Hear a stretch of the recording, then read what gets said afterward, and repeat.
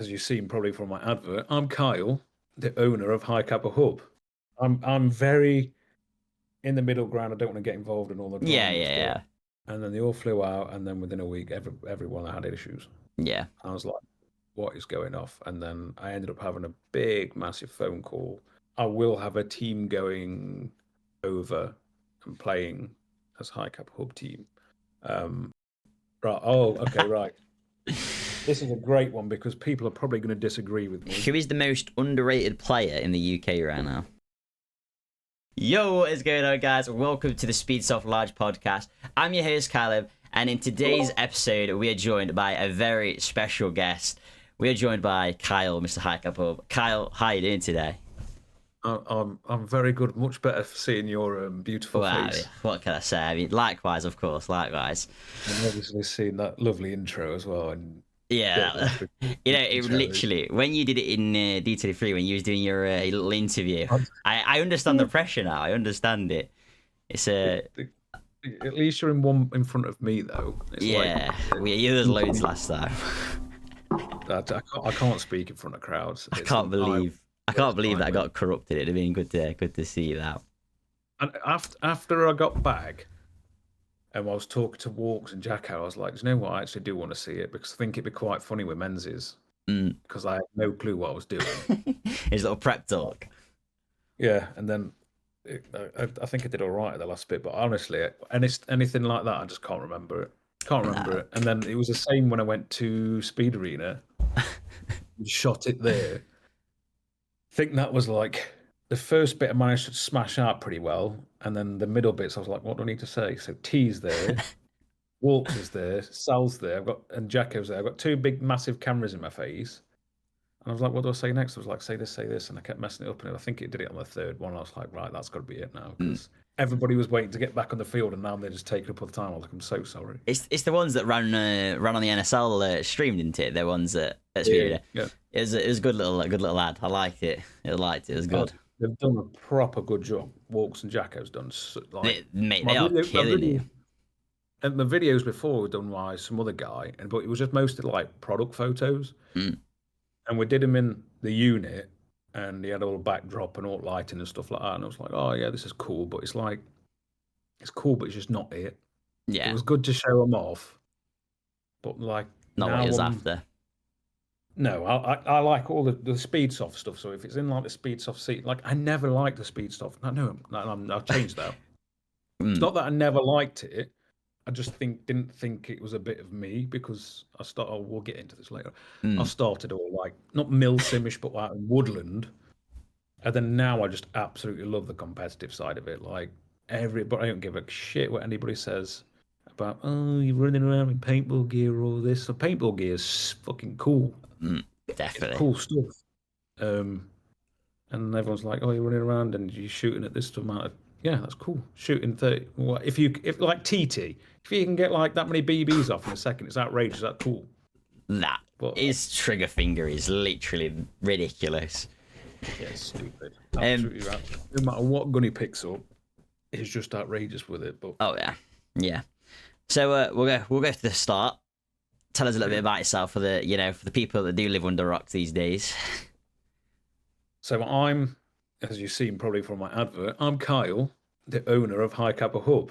That is literally me in a box at the minute because I don't really do much else because this has ended up being just like my life. So I'm just Kyle. I run Hi-Capa Hub. If you buy something from me, I'll ship you some stuff out. Legend. Started Airsoft. What is it now? It must be seven. Wow. But what year are we in? COVID ruined my brain, honestly. Them 2 years, mate, it's just like they disappeared. They wasn't part of the timeline.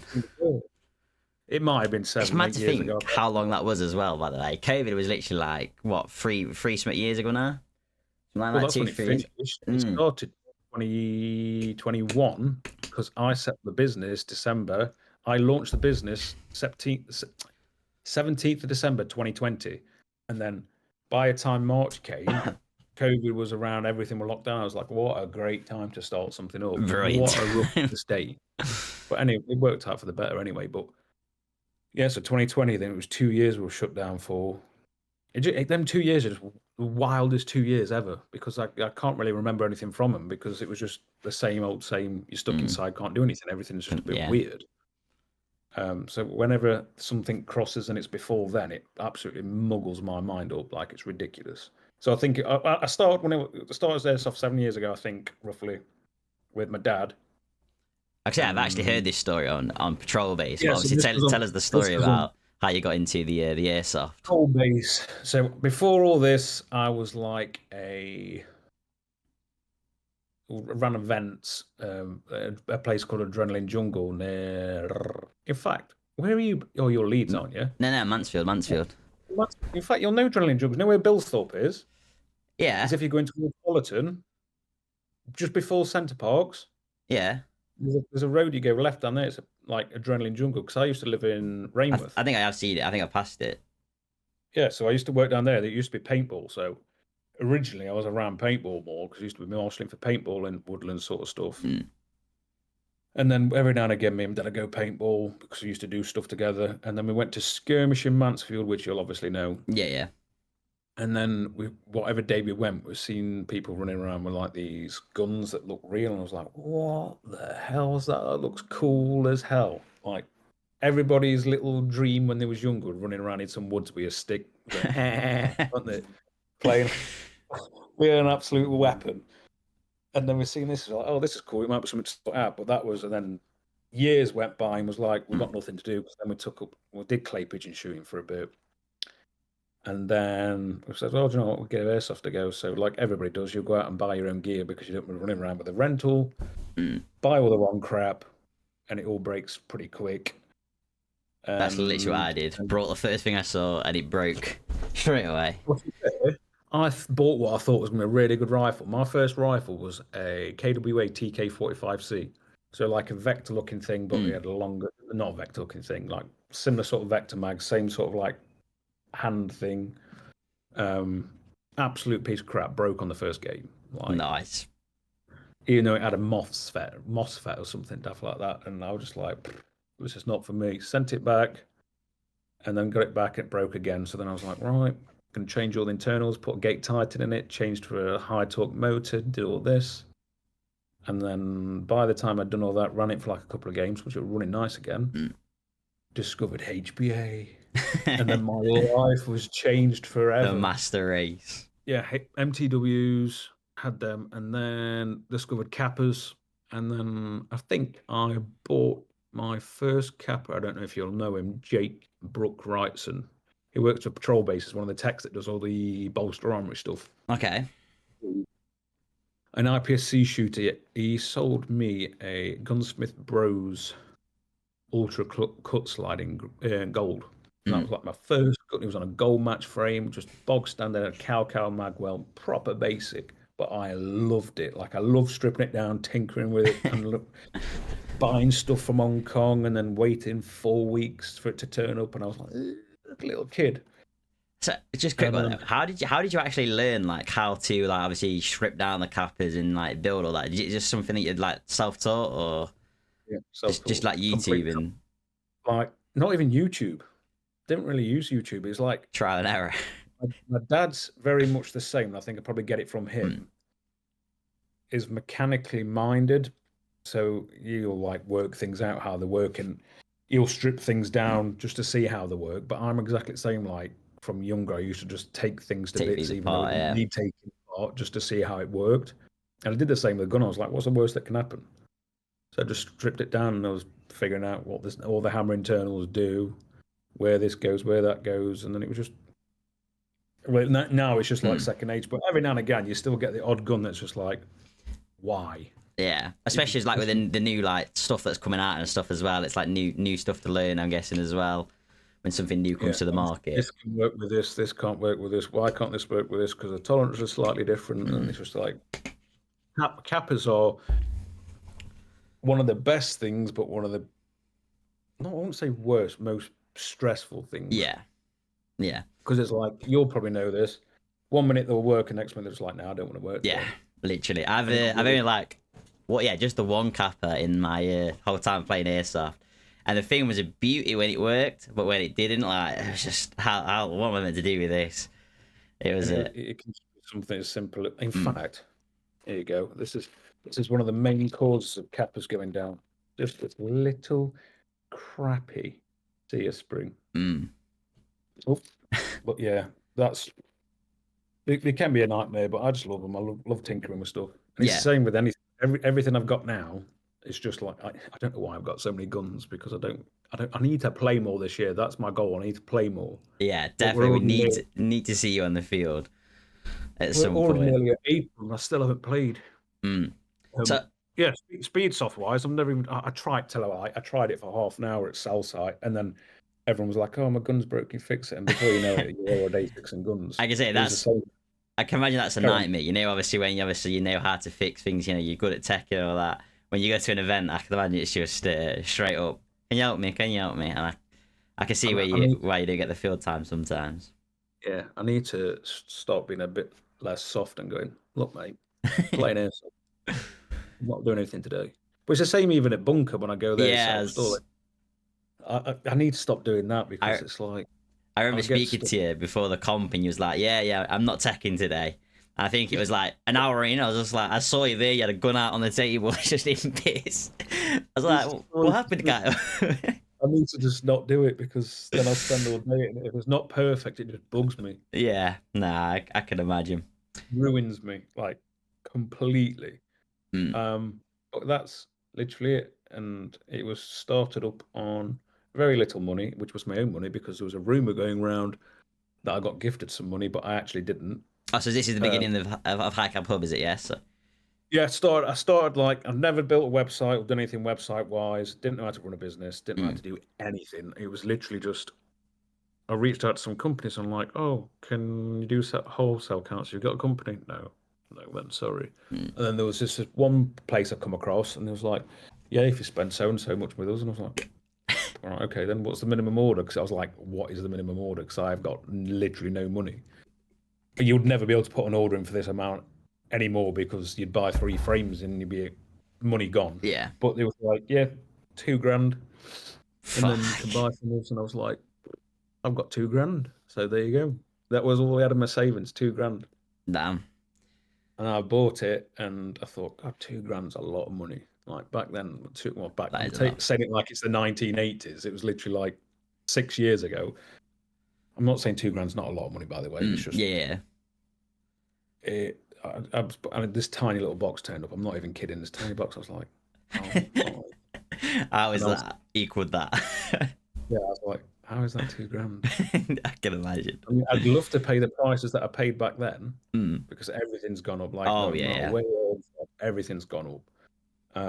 But yeah, that was working from the now wife's garage, not garage, conservatory, Mm. and it was literally I spent months doing the website, even though compared to what it is now, it was absolutely diabolical. Mm. Learned how to make a logo-ish, and then my first logo was diabolical. Like I've Is saved everything is that as because well, like all made by you as well? So like the yeah, website, the logos, all that kind of stuff. I mean, yeah. that's impressive on his own, there. Learning how to do the websites and The stuff. way I thought of it is like it's not the most complicated website, like because it's through Shopify. Yeah, yeah. You've got like a basis anyway, but some of the stuff you have to do a bit of coding Mm. for and alter this, that, and the other because the colors don't match or something doesn't show how you want it to. So there's bits I've had to learn, but I wouldn't say like, oh, I'm a professional website Mm. builder. It's just I could have paid someone to do it somehow, even though I didn't have the money. But it was more the fact if something goes wrong with it, would I be able to sort it? And the answer was no. So it was like, well, why not just learn? So over the course of 4 months, I started it in June. I decided I was going to do it, and then in the course of 4 months, I did the website, got that where I thought it was okay, and then I started on the logo, and that was literally made out of boxes, mate. The Kappa actually made like out of cut out boxes. It was bad, and then little did I know, but do you know Andy from Level Two? Yeah, yeah. I sent my logo over to him when he was doing when he did his own little speed arena. Yeah, yeah, yeah. Anyway, I sent my logo over to him to go on banners, and And he was like, you do realize your BBs that you've used on the bottom of your logo are golf balls, don't you? And I didn't know. Honestly, I'm not Oh, even joking. And he sent me a picture of them, and they were just golf balls, and I was like, oh oh dear. no, oh no. And then he tidied it up a bit for me, sent it back. So I was like, oh yay. And then I've started getting better with Illustrator and Photoshop and all that sort of stuff. So I just redid my logo probably a year and a half ago, and it's all done properly now. So it's like it's staying like that, but I'm kind of moving away from different things and doing like the all white just text because it looks everybody's logo nowadays is just dead simple, isn't it? Yeah, simple. Like skull behind you, it's literally just skull in white. Just skull, yeah, literally. So I feel like people are scared of color. So yeah.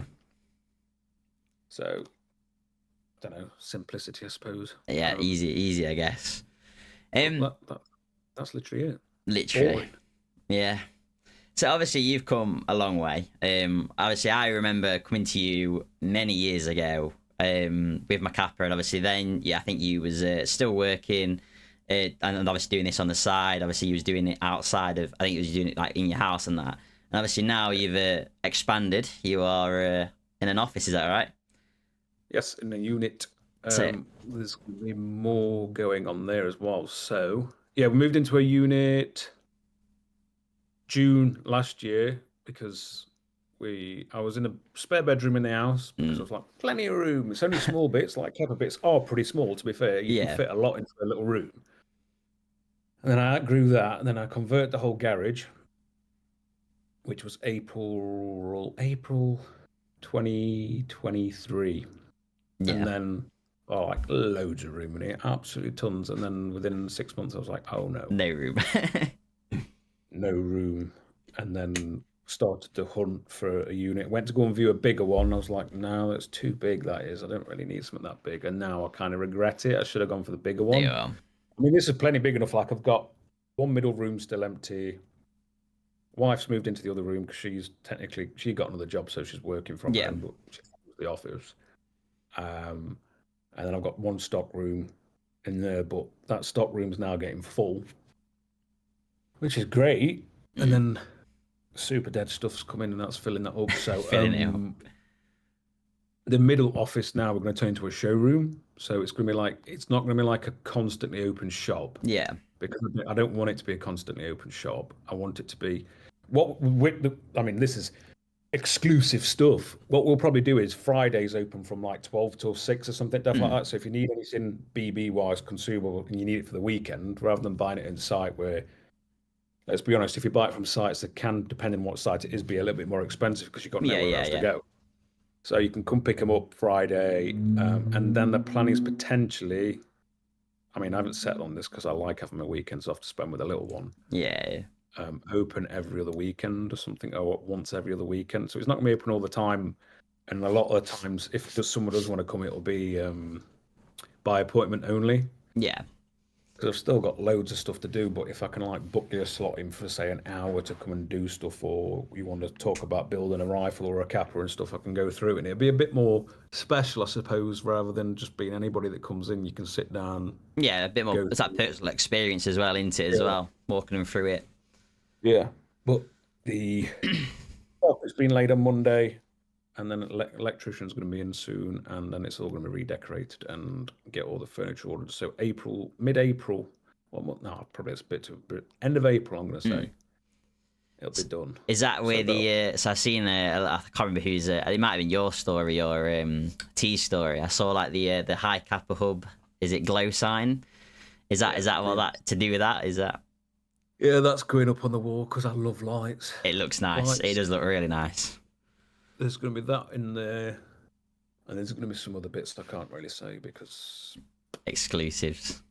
Yes. When it's done, I imagine everyone will see it, but yeah, keep it for a bit. Yeah. One thing that I think was a pivotal time with Hi-Capa Hub was when you started to introduce more like stuff for rifles and that kind of stuff. So I remember when I first started, there wasn't really places where you could get like the AirTac carbon tubes and that kind of stuff. And obviously then I saw on the Hi-Capa Hub page that you was bringing in some of the AirTac stuff. and that was kind of like the pivotal moment. So what made you want to start getting into the obviously rifle side as well? Because I'm not saying this is bad, but it wasn't by choice, but I just fell into the speedsoft side of stuff. Mm. Like, I didn't think I'd be a part of that sort of, what is it called? Not really called. Scene, That, part of the scene. yeah, that's sort of part of Airsoft because I'd never really played it. It was just like I really enjoyed CQB. I loved CQB. And then some days I really loved going to Woodland and just take my MTW out, sit in a bush and just pinging somebody quite far away and have a little giggle to yourself. Yeah. And then I forgot how I ended up getting into it. I think it was probably T used to come round sometimes and pick some bits up for his Kappa. And then he'd get talking about, oh, as a part of this team, as part of this, they're going to play this and doing this. And I was like, sounds a bit good, that does. I didn't know that was a part of Airsoft, really. And then just gradually I ended up like mixing with Blackout, if you remember Blackout. Yeah, I remember Blackout, yeah. Level 2, Cal and Darren and Adam and a few others and stuff. And then I went and played CQB with them, and then they got into a team and all this sort of stuff. And then it's almost like I ended up just naturally falling into it. And then I realised everyone wasn't using Kappas. There wasn't much market stuff, M4 rifle stuff in the UK. Yeah. And I started getting, and then I think actual AirTac might have reached out to me first. I can't remember. Like, do you want to stock this? And I was like, yeah. So that's when I started getting that in. But if I'm going to be completely honest with you, I don't really like them. Yeah, I mean, yeah, literally back then, I don't think there was. I can't remember anywhere to get like the rifle stuff. Like, as always, you have to get it from obviously in America or whatnot. And that was, how I kind of got my first build going. So literally, I call it the Hi-Capa Hub build because I'm pretty sure every part from here is probably come from you. So that's obviously a great thing, and I'm sure a lot of the scene will appreciate obviously you introducing more parts. I just wish they did the lower part of the upper in aluminium all the time. So like SKP. Yeah, like SKP ones. That's what I felt like. Obviously, a lot of it is the plastic stuff, and like it just chips. Like I don't know if you can see it on the camera there, but even like my the site there, that's just completely gone now. It's like, which is why I swapped to SKP because it's all like aluminium.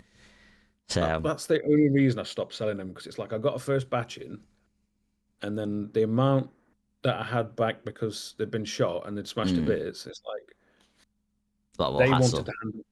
they wanted to handle all the warranty side of it, not me. Because if it was obviously me, I'd be like, right, I'll do a straight swap. But it was like, no, we'll handle all that. But all he did was give him a discount off another order, and I was like, I don't really agree with that. Yeah. Like, if it's gonna happen, then change it. Put aluminium one on there, because it needs to be aluminium. I think they did it as like a rare drop as well at one point, so they could do it. It's just that they didn't choose to obviously do it for all of them. No, I think it's because it's the cost of aluminium, because they'd have had to use one block for that one piece. So I don't know if the supplier wasn't cheap enough for them or whatnot. And then 3D printing is just obviously, it wasn't even 3D printed; it was SLS. But if they'd have just done that, I carried on stocking them if they were metal, because obviously SKP is just now taken over because they're metal. And they can't get shot. Yeah, literally. I think majority have switched. The ones that were used to run AirTac, I think majority have switched to like the SKP stuff. Yeah, 100%. You see it all the time. It's like you very rarely see AirTac stuff anymore, I don't think. Yeah. Unless like the trigger guards. Yeah, trigger guards, like mag releases as well. I think they're quite a popular mag release. Yeah, they're good. So obviously, since then, you've expanded onto more stuff. Obviously, you got the Mont Customs and all that kind of stuff. How is it that you choose what products you're gonna then stock? Is it like a certain way, or do you reach out to them? Do they reach out to you? A bit of both. Sometimes a bit of both. With Monk, I went to NSL for the first time, and at that point, a load of people in the UK were ordering Monk. Like, and I was looking at getting some stuff, like, for me personally, because like I loved like the thought of an aluminium adapter, because I loved primary airsoft adapters. Yeah, I loved mate. I remember it was Zach. You remember Zach, can't you? Topo. Yeah. He came when we came over to yours. He was like he had I can't remember what the brand was. I'll not say it, but he had another brand, and he was like, oh mate, you need the primary airsoft ones. It's like yeah. They instant just swap work. there. They just worked. Primary airsoft, I'd never had an issue with primary. Mm. Like I'd used them ever since I had and switched to HPA from Kappa. Like CQB, it was just always HPA on a Kappa. Like everybody's like is sacrilege, but it's Cool. not. Gas. What's that? Yeah, I can't be bothered with that. Yeah, it's expensive. Yeah. But primary airsoft mag adapters were booming, and then That's what I had, and I didn't have any issues. It was a solid adapter. the owner of primary airsoft died, Brian, unfortunately. Mm. And then his wife tried to imagine it because I used to speak to. I mean, this sounds really weird. He used to speak to his wife quite a lot Yeah. because she needed a bit of help with stuff. And then I think they decided to sell the company. It's gone to the new guy now, but I just feel like quality's just gone. Changes. Yeah, just change things up at the end. I put one last order with primary, probably back end of last year, and it's just not the same anymore. Yeah. And it's like I'm never going to restock primary again because I just don't believe it's going to be quality. And it's like people could say that about a lot of brands. Like people have had the fair share issues with Monk, but you know what the funny thing is? A lot of things is, and this is not me bad mouthing people. A lot of it's down to like errors. Yeah. From Monk's side, like adapters and stuff like that. Their M adapters are absolutely god tier. There's absolutely nothing wrong with them. If you got something wrong with them, it's something else. Yeah. But the Garden mags they used to ship with, I don't like Garden mags. They're very picky on what Hi-Capa it goes on to. But if you're having that issue, just stick a TM mag on top of it. TM mag, yeah. And then that was the first M adapter that did. That's what I really wanted to get in because it was more on the HPA side, and it was something that if something catches my eye, I think if I can't be the only one, so then I'll think about getting it in stock. So it's like all the Monk bodies and stuff like that. I love them. Loved it. So it's like it's probably a bad thing that I think, oh, I'd really like one of them, so everyone else must really like them as well. Not everybody's the same as me, but that's what sort of thought process I have if I'm getting stuff, or if it's a struggle to get it into the country, because let's be honest, nobody likes ordering something from abroad and having to wait a week or two, and then if it's shipping with UPS, most likely it's going to get stuck in customs. You're going to have to ring them up, send them over all this information, you need all your UCAR, and you have to pay tax and all this sort of stuff. That was the main reason I set up the business in the first place, because I used to order a hell of a lot from Hong Kong to like personal stuff. Yeah. And it used to be like 3-week waiting for shipping, and then sometimes it dodged customs, sometimes it wouldn't. I was just like, why isn't somebody doing this? And then there was obviously Mike Cripps that used to do it at Elite Shooting Centre, but sometimes they didn't have the stuff in that I wanted, and they bugged me. And I probably haven't got everything in that everybody wants because it's just impossible. Yeah. But that's just why I started it up, because I wanted it to make it more accessible for people to buy stuff in this country rather than having to ship from abroad, and the shipping abroad is now that expensive. Have you ever tried to order anything from Rainbow 8 recently? No, I haven't. It was like 50 quid shipping. Jeez. 50 quid now. Jeez. 50, about 45, 50 quid shipping now, and I think it's 9 to 15 days, so it still could be 2 weeks. Might still get it faster, but yeah, I still remember seeing the obviously the SKP import costs for the to get that in there, and it was like Jesus. Yeah, yeah, it gets expensive for sure. Yeah, everybody forgets about that as well. So it's like you'll order something like, oh my god, it's so much cheaper over there, but then it's customs, and then there's a 20% plus your 3.5% duty, and then you got your little amount that parcel force or somebody puts on top of it, which is between like 9. It all adds up. It all adds up quick. Yeah. So it's like people always forget, but it is what it is. Yes. So yeah, that's the reason why I did it, just to make things easier for people. Well, I'm pretty sure everyone from the scene will agree with me. We are thankful that you have obviously brought all this in. Speaking of bringing something new in, you've got the new oracles. I mean, you had some in. They've sold out straight away, I'm pretty sure, have they? I've got some left, but I brought one here just in case, because I thought you might ask. But definitely. Yeah, this is new. Oh, is a blur background going to ruin it? It's partly in there. Black one, I honestly think they're the best things that Monk's ever done, and that's just not me saying it before. Yeah. They're just solid. Like there's not no wobble. That's my hand rubbing on that. No wobble whatsoever. You know what? It doesn't move, and it's like this. I know there's been videos circulating around that the engine's got blowback.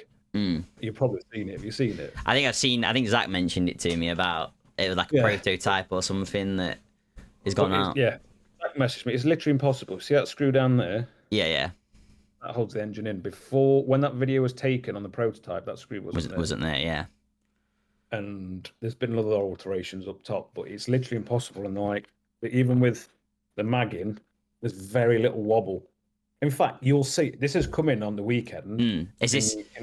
You can have a go here. Is this a Kyle exclusive one? This because obviously I know you wanted to keep one for yourself.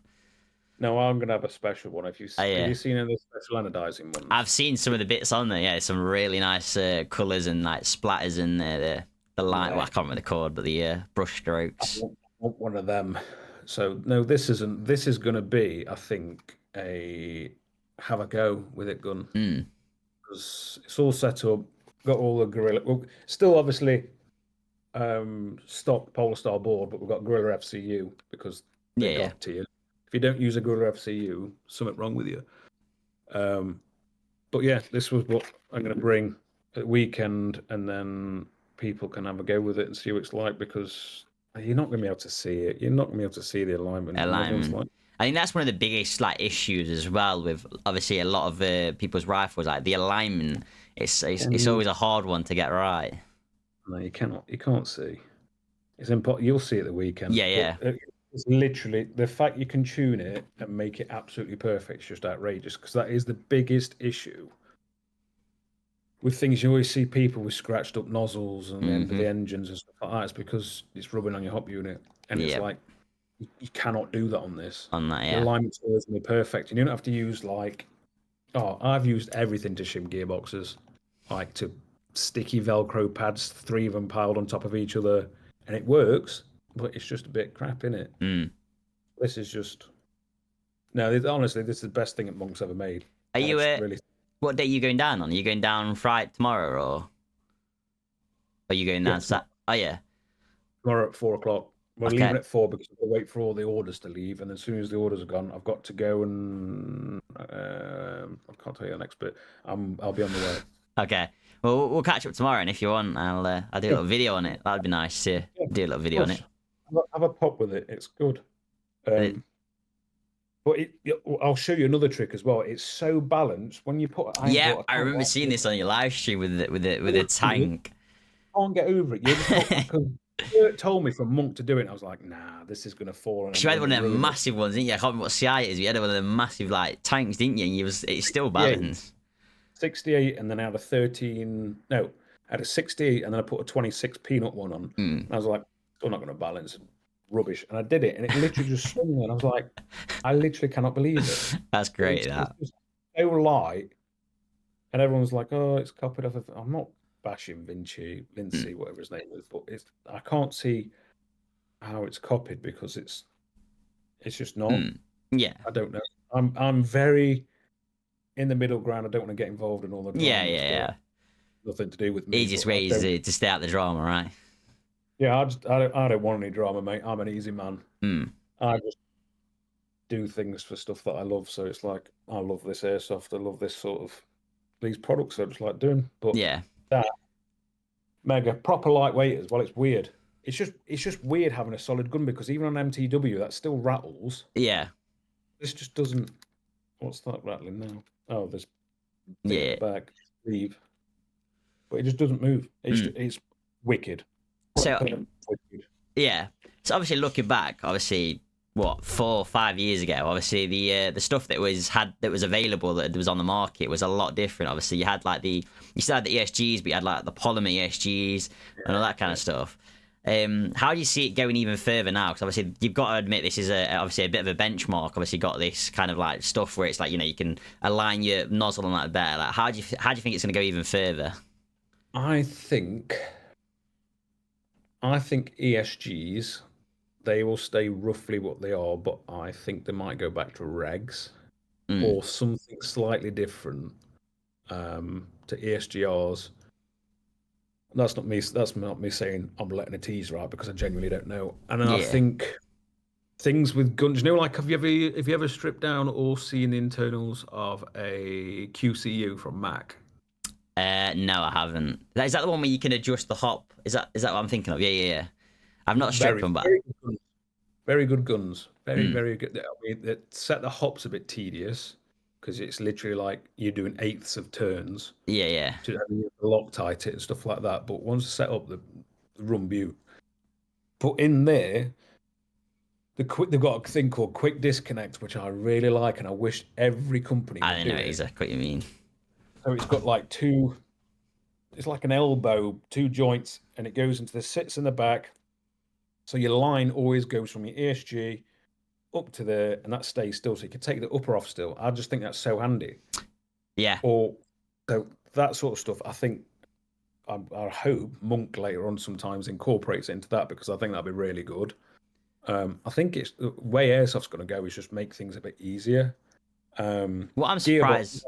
What I'm surprised that I haven't seen. I mean, I don't know if there's something on the market already. You might be able to tell me. But obviously, obviously with the paintball markers, obviously when you've got the air, you can turn the air like off and on.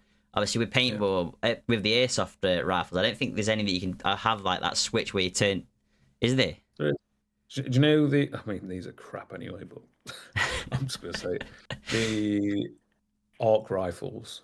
They've got an Okay. ASA on them. Oh yeah, the arcs. Yeah. So you can turn air off, but you can buy the adapters anyway. You can buy them from Amazon Yeah. ASA. Yeah, you can do that. But I do like I like arc ones. Arc, are they called arc? I think They are the called arc. arcs. Yeah. Arc. I like them, but they just had so many issues off the bat. Like I went and shot one in Germany, Germany, Germany, not heard of that one. Germany last year in end of I don't know end of January or end of Feb, can't remember it, IWA. I was like, oh my god, this is great. It shot mag there. It was very noisy, so I couldn't have heard if there was any leaks. But it shot really nice. The trigger was set up nice, and I was like, great. Sign me up. Where can I buy some? So I talked to the owner of it. It was like, we'll sort you out. So we ended up, I think I was the first person in the UK to get them with high pressure airsoft. It was roughly about the same time. Yeah. In fact, we were. Um, and then they all flew out, and then within a week, everyone had issues. Yeah. I was like, what is going off? And then I ended up having a big, massive phone call with the owner. Was going through troubleshooting, and then a few weeks after that, they changed the manifold, which is at the top, and the bolt bit. If you've ever seen one, I should have brought that in here, but I didn't know I was talking about it. And then the mech box, which obviously controls letting out the air, it's got all the valves in it and where your trigger thing. I was just like, I've still got. I need to send mine off to get it sorted because I've changed bits on mine, but they were rushed. It was very rushed. Yeah. I love how they work because they're mechanical, and I think it's something new to the market. And I love how they feel like they are. You know, if you play paintball and you go into airsoft, it's the closest thing you can get to a paintball marker. Like your one up there is very similar to. Obviously, it's a bit longer, but very similar to that there. But they're just. It's just rushed, and they've made too many alterations, and it's like I'll never stock them again because I just got a bad taste in my mouth. Yeah. And it's the same with the Nexus engines. I'd say I was going to be my next one. Have you had obviously any experience with the new Next engines? I've got two in here, but I don't dare put them up for sale. Yeah. Literally two for testing, and it's like they work, but trying to get them aligned, you might as well just chuck it out the window. Really? They're absolute nightmares to align. Absolute nightmares. I just don't know why. Nothing can beat an F2 or a Fusion. Yeah. Just nothing. Nobody. I don't think anybody can bring out an engine that'll even remotely compete to Polestars. I just don't think they can. I've recently just swapped to the F2, and it's my. Obviously, I had a Jack before, but it's incredible. The F2. Even compared to a Jack, Jack's a very good engine, but compared really to F2 to a Jack, the difference is just ridiculous. Massive difference. It's like I love a Fusion. I absolutely love a Fusion. I probably favour a Fusion over an F2. I don't really know why. In fact, I do know why. I prefer a Fusion because it's one piece, still easy to work on. You'll change 3 things in it, and you can shoot at limit at 70 psi, no problem. You just change your nozzle and you pop it, and then change to I'm sure they're amped. Amp Test 2 Banjo. And Okay. the one I've got in mind, I'll run it at 70 psi and it'll be on 330 FPS, and it's just literally Damn. so. I prefer them. I prefer Fusions over F2s, but F2s for the size, you can't go wrong. I prefer working on them. Yeah, And the yeah. dual solenoid as well, aren't they? So it's just like tuning's a nightmare on the original FCUs. I can't stand them. I will not touch a Polestar with an original FCU because they just hit and miss. But if you've got a Gorilla on it, Mm. I need chuck to. me a gun. I'll I put need to my get a setting. gorilla on mine. I need to get a gorilla. Yeah, Gorillas. Mm. You don't even have to. You don't even have to put a Gorilla trigger board in. You can literally just buy the FCU and you still get all the full control that you used to have. Mm. I I think that's what I need to do for my next upgrade is get a gorilla FCU. Or even if you don't get an FCU, but if you get the trigger board, it's all the FCU's built into the board. Yeah, yeah. So you don't have to. In fact, I'd recommend that because then you haven't got anything in your ESG, just a Yeah. battery. But if you're going to get one, get a TFCU. Everybody sleeps on the TFCUs, and I've been saying it for weeks, months. What's the TFCU? Is that the one without the magnet? Yeah. So an MFCU, you put a little magnet cover on the trigger, and yeah. then you've got two little sensors that register where the trigger is. Don't get me wrong, they're really good. It's just tuning it up and stuff like that. Yeah, a bit fit. So that's obviously what I did have. It was the before I broke it. That's the one I did have. You still need to, I still need to send. I think I'm just gonna bring. I just have to bring it at this point. You might as well bring it bring Friday. I ain't bringing a soldering iron though. I ain't fixing it while I'm there. It's literally been like this for fucking weeks. Just ready to go. I've just not shipped it. Weekend, I'll take it back with it. Yeah. That's the one I had, and obviously I had a lot of trouble trying to tune the trigger on it. But yeah, no, the TFCUs, that might be one for me to look at then. It's just still a switch, but it's a sensitive switch. Like, even when I speak to Daniel, who runs Gorilla, like I speak to him at least once a week. He's a proper nice guy, like so nice. And he was just like, if it's for a speedy boy, TFCU. And I was like, right, give me some. And then me and T tested them on some of our like MNK11s and fitted some in there. And then you can get some pace going off and some bounce off trigger and stuff like that. But you don't have to. You still got a magnetic fire selector, so that stays magnetic.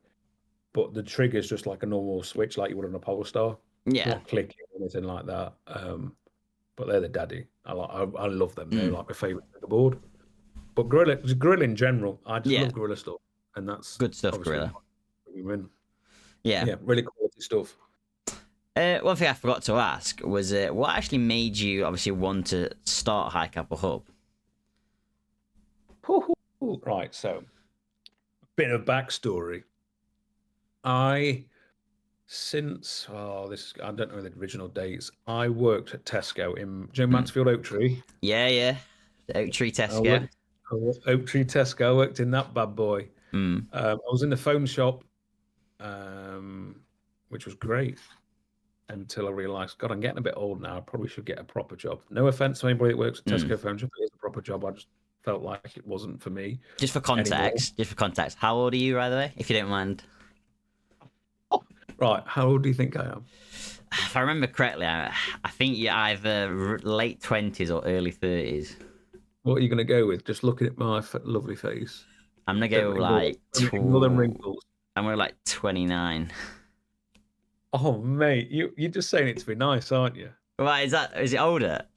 I'm older. Yeah, how old? I'm so shocked. It must be because I've lost a bit of weight. I must have looked like... If I remember correctly, obviously, you went to Manor, right? Is it Manor? No, you didn't go to Manor. I used to work at Manor. Did you? You know, in the sports centre? Yeah.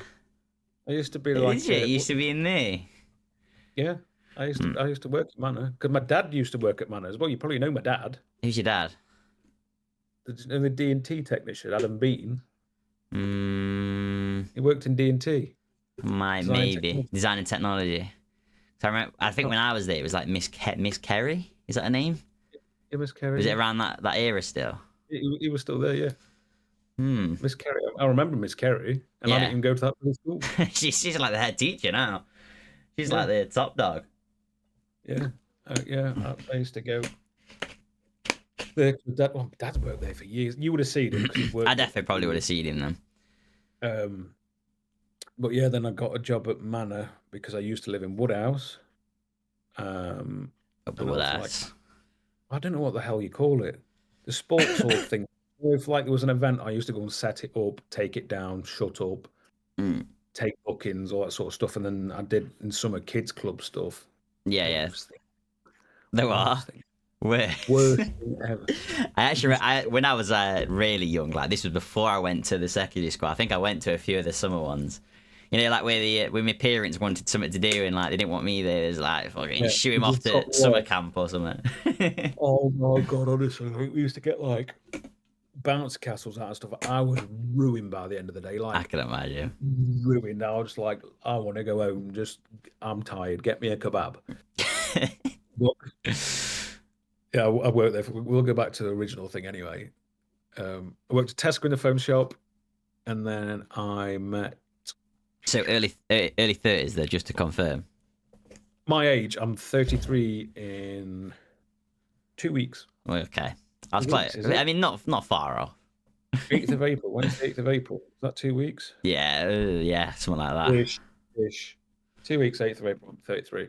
So yeah, I'll Okay, take 29. That is not 4 years yeah. off my eye. I'm The so way I was grateful. I thinking think it is because I can't remember, but Zach was saying like you used to obviously live across the road from Zach, and you was like only a few years because he used to live near Asda, yeah, didn't he? I find that dead weird. Like I used to live He across used the to road live from there. Zach's. We used to live in the same town. Didn't even know each other. No, I didn't know.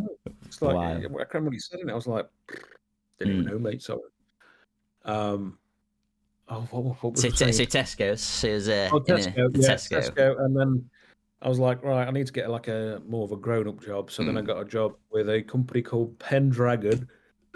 You're not boring me. It's been a long day. Cut this bit out. It's about to be a long weekend. There'll be plenty of that. Don't even this week's been such a long week, and I've got to pack up everything tomorrow and go pick up the van and then load up, drive 2.5 hours, and unload, set everything up, and then I've got a weekend. Anyway, yeah, worked at Tesco, and I got a job at a company called Pendragon. I'm going way long round, but I thought I'd just give you the whole No, it's story. perfect. And then worked my way up in there, and then I was still working at Tesco, but I dropped my hours down to like every Sunday. Mm. Because Sunday you got paid the most. You got like Sunday time, which was like time and a half or time Yeah. and a bit, which at the time brought me in £200 extra a month, and that was like my play about money. Like if I want to go airsoft, if I want to save up and get a new gun or something, stuff like that, I'll 200 quid. But in that time of me getting a job and then working my way up in Pendragon, I met who is now my wife, and we lived together in Sandiacre. Which, do you know where Sandiacre is? Yeah, I came to your house that time Oh yeah, of course you did. with my broken Kappa. Yeah, lived there, Mm. but it was like a good, what is it, a good 40 minutes to Yeah. Oaktree Tesco from there. I was like, by the time I've got there and drove back, I've not made any money. I've lost money. I've spent Yeah. money on fuel. So I was like, what can I do to try and bring in an extra £200 a month? And then I realised I had 2 grand savings, Gap in the market. gap in the market because I knew Mike from Elite Shooting Centre was an old guy. Mm-hmm. He might pack up in a few years because he probably can't be arsed with dealing with people anymore. Yeah. And I just started off on a whim, mate. I didn't know what I was doing. Didn't have a clue. I mean, it worked. Did you ever think it would be obviously this successful? No, not honestly. No, I was very happy if I brought in £200 a month. Like I would have been very happy. That was the only point of it, and I never thought it'd be my full-time thing. It's only been my full-time thing since last April. As I say, that would have been my next question. Obviously, for the entrepreneurial people out there, when did you then decide, like, you know, I'm going to take this full time. It's time to put the other things to bed and go full time straight in. Last April. It was a very extremely scary thing because we had the little one, but doing my normal job, coming home, doing orders at night time, a lot of work, and then dispatching in the morning, and then doing all this stuff. If I get orders in, I was sorting through. I was just like a lot. Yeah, it was a lot, and then I was like, spoke to the wife about it. And she just went, "Just do it." That's good. I like that. If it messes up, you'll always go and get another job. Like I've always had four jobs, 2 jobs since I was 15. 4 jobs. Fuck it. Yeah, not a 4 job. I've always had 2 jobs ever since I was like 15. So it's like not shy from doing work, and I've done some shit jobs. Like I've done Ah, jet put it. washing wheelie I can bins, say, mate. put it out there. What's the worst one you've done? Jet washing wheelie Jet. bins. It stinks, especially summer when there's maggots about. Mate, Oh, I'm not even God. joking. That is the grimmest thing.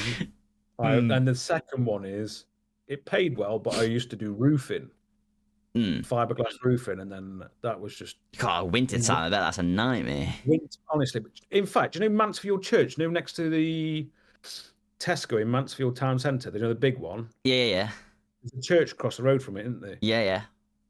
That roof, we did that roof, and it was the year that I can't remember what year it was. We had it tons of snow. I mean, like, Oh God. when you put fiberglass roofing down, if anybody's a fiberglass roofer, it has to be bone dry. So all day, mate, I'm shoveling snow off this bloody roof, and then by the time I'd shoveled it all off, it was pitch black, so we couldn't do anything anyway. I was like, oh my God, I can't even cope. That was another bad one. But jet washing wheelie bins was not great. Yeah, Not not my favourite job. not the greatest. No, that's the one that sticks out. But I was very young then, and that was when I was like 14, 15. And that was my like go out on a Friday night with 2 cans of Carlin and I'm smashed on a pot sort of money. So at the time, it was like, I don't care. I can go out on Yeah. Fridays and Saturdays and have some Extra fun one. with my mates and stuff like that, and it's just a bit of extra cash. But I suppose it's part of growing up, innit? You do your crappy jobs. Yeah, and, yeah. God, I remember my first job. It was a sports direct in Shirebrook. Do you know what? I know a lot of people that work there, Mate, but they've also I gotta say that era after you finish college, everybody went to either like Sports Direct or like Primark in town or something like that. That is literally like what everybody went to. but I've not heard many good things about Sports Direct. Yeah, it's an interesting one. Yeah. But, Go on, yeah, sorry. that's literally it. That's literally it. That's how it all started. And then only last April took the plunge and started up full time, and it's probably the best thing I did really because I now put 100% of my energy into this and make it better for the people. Yeah. So yeah. a little another entrepreneurial question: what advice would you give anybody that wants to start like their own business, no matter what it is? But what advice would you give them? Fucking hell. I'll put you on the spot. I feel like Bill Gates, right? I'm just trying to looking at Hi-Capa Hub in the UK. Nobody really knows me. Like, what's your advice? My advice would be, oh God, let me try and think of something I really think. This is a tough one. It's a tough one. It is a tough one. Everybody says it, but take a little bit of risk because you don't get anything back if you don't, and you'll always be thinking, "Oh, if I'd have done that, If I'd done so that, like, yeah. sign it off for $2,000, it's a little bit of a risk."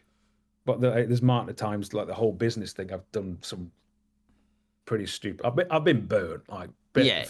In the first couple of years, I think I've got done a good $5-6 grand from a supplier, Unisoft. I think that's the thing as well, though. If you're not making mistakes, then you're not learning as well. Yeah. So you're gonna make mistakes along the way. You just got to learn from them. Yeah, I think that and learn about shipping. That is the biggest one of the biggest things. Everybody slates UPS, but a UPS is all I use for anything that's going out of the UK and back in the UK, and it's absolutely mega. It never fails me. And it's because people just don't get how it works. Yeah, Spend some time and learn some stuff. That's what I'd say. Definitely. If you're going to start something in Airsoft, and you're going to start up a new business, don't undercut yourself cheaper than everybody else because you'll just not make enough money to even keep it up. Yeah. Because there's companies that come out and then they'll like you can't. If you're a little company and you start up and you can undercut another business by 10%, say 10 quid or stuff, that's absolutely fine because you haven't got the overheads that say for instance BZ, the amount of money they must have coming out a month is outrageous, and they have to pay VAT and they've got to pay this and stuff like that. So you smaller companies are going to be able to do that, and that's absolutely fine. But I'd say just take risks and learn how to do things properly, because then it will give you an easier ride. Yeah. Put it that. spend some time studying stuff like shipping, because you'll need shipping and to learn how it works. Yeah, one of the main That's the things. worst advice I've ever given anybody. I mean, it was a solid 6 out of 10, but it would. Well, what would you expect me to say? No, it was good. It was good. It was good advice. Risk and take risks. Bring your friends with you. I didn't really have any friends, really. To be fair, is it just like have you hired anybody for help you out around Hi-Capa Hub, or is it just T? T works for me, yeah. Ah, okay. T works for me now. Only been a recent thing. Expanding. Yeah, I needed help, so T helps with like stock stuff. If I got new orders coming in, he'll make sure that's right. Tech and stuff as well. So if you got anything that's built M4 wise sometimes, or Kappas that be built by T. Online chats, if anything like that, sometimes it's T. Social posts, sometimes it's T. So yeah, T does a bit of everything. Yeah. So yeah, it's T because it's just T. Just T. I'm really bugged now. I've flopped that. What advice would you give to somebody? You know what's going to happen? Go on. I'm going to finish the call and I'm like, oh, I should have said that. You put me on the spot, and I'm trying to think what was the best. I don't know. I think what you gave was good. It was a good advice. Take risks. I was joking. Taking risks is a good one. Taking risks is what everybody says. You know what? I was just thinking what would make a good motivational clip on the Instagram, and you just ruined it. Well, take risks. Take risks. Let me do a better one. You ready? Wait a minute. Watch this. Cue the motivational music. Take risks. I love it. No, that's a bit silly. That is. No, I like that. That's gonna be the intro to the podcast now. Stop. I don't know. Okay, we'll let you think on it. We'll move on to something else. What do you do? Halfway through, if you just think of it, just blur it out straight away. But some of the big things that obviously are happening for you, obviously you are one of the main sponsors for two big things in the speedsoft scene. Obviously you've got NSL and you've got obviously the bunker. Tell us a little bit how that came about.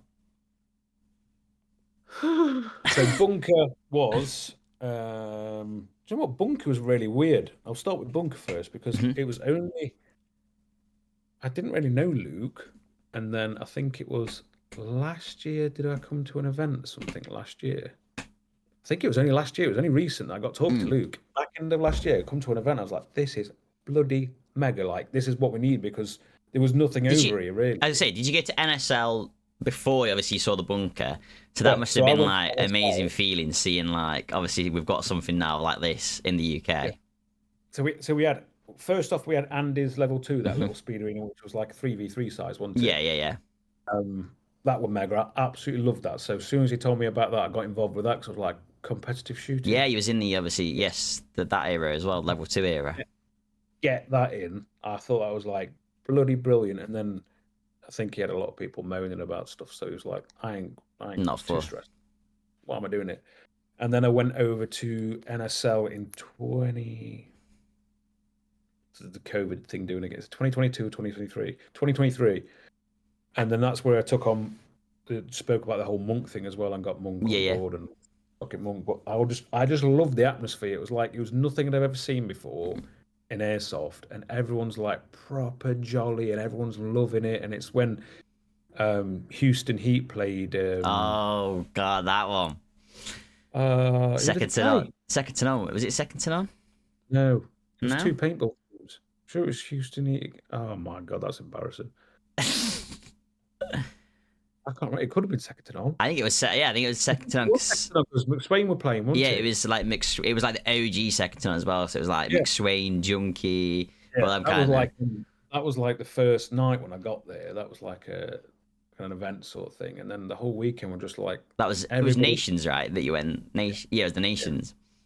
Everyone was like proper invested in it, and everyone's cheering on and stuff. I was like, I've never seen anything like this, like in Airsoft, and I absolutely loved it. Like the atmosphere was mega. Everybody's all sweaty and huffing. I mean, this is not this doesn't sound good. This makes me sound Yeah, I really was gonna say what we're going on to here. everyone's just like dead Mm. into it and pumped up, and I don't know. I just really like the atmosphere, and I loved like the shop and the monk stuff, and speaking to all the monk guys, and then the teams that were over there and stuff. I was like, this is mega. Mm. And then I ended up building a relationship up with Bert, who owns Monk, and obviously Aaron, that runs, or most people know him as Fives, who Mhm. runs an SL. And then the year after, they invited me to be like a smaller sponsor, and I was like, Yeah. why the hell not? Gets my name out there a bit more, and it's part of something that I'm really liking and enjoying at the moment. So I did that, and then that really did me well. And then I did it again for this year because Mm. I just want it to grow more. And the reason why I sponsored Luke as well and the site there, because I want it to be more in the UK, and then they've started popping up a lot more now. I feel like Speedsoft as a whole is becoming a little bit more acceptable, even though it shouldn't have been Yeah. frowned upon in the first place. A lot of players, like I speak to Tom from down, what's he called it, Berserker. Oh yeah, Berserker. Oh, that's sorry, that's another one as well. You sponsored Berserker, right, as well. Yes, Yeah, yes, just yes, in a way, yeah. sort of. In a way, I need to sort it out, but yeah, in a way. Yeah, yeah. But he plays obviously a different format. He's playing similar to Speed QB format, which is different to what NSL is and Yeah, stuff yeah. like that. But yeah, there wasn't they're just popping up all over the place now, which Mm. I think's great. But yeah, I just wanted to be a part of, like, I love Luke. I think Luke is such a Luke is a legend of the scene. proper down to earth.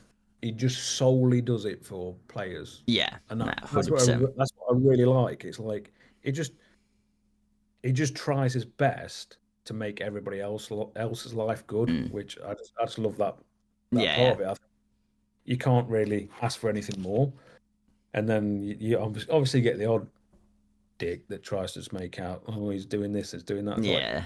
no, he's And not. He would not do everyone's that. always gonna get a hater, right? Yeah, There's always gonna well, be someone hating him. he's always the same person, really. Let's be Mm. honest. Yeah, You know exactly what it is. I do, I do. It's always the same person. Mm. Um, but Luke, I don't know. I'd love District 23 Bunker, and I think what he's got set up currently, plus what he's got coming, is going to be the central home. Oh, and cell site as well. We'll talk about cell site in a minute. I Yeah, love yeah, cell site, but what he'll be the central place for the UK. yeah, Everybody, the international teams that want to come and play, which I really hope international teams do want to start come and play, they'll be going to his site yeah. because this is going to be mega. Like, Mm. I can speak to Luke Fair a bit when he's not busy. Like I was Yeah, chatting at the yeah. weekend, but he's got loads more plans. You might already know. Like I say, I speak to obviously Luke, on a personal level as well, quite a lot. And some of this, like looking from the journey that he's gone on from the beginning to now, it's just incredible. And obviously the work that he's put in to obviously get it where it is, it's just the hours. I can't believe he did his taxi driving job as well as doing that. I wouldn't be able to Mate, cope with that. I literally remember him telling me this story where he used to do the Saturday nights and then have the comp on the Sunday. So he'd finish at like 4 a.m., go to sleep for 2 hours, come to the bunker at 6 a.m. to then run the comp. I was just like, that's probably the definition of like insanity. Yeah, doing all that sort of stuff, and then obviously cell site. I love Like I that. say, I go there again. they've both put a like, absolutely ridiculous amount of hours into it, and obviously it's great because obviously we're getting more sites popping up now as well.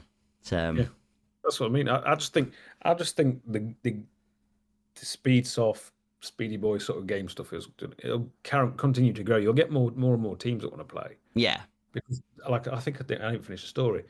Tom down at Berserker, he was getting a load of like Milsimer sort of players switching over. They was like wanting to try it out and stuff like that because it was like.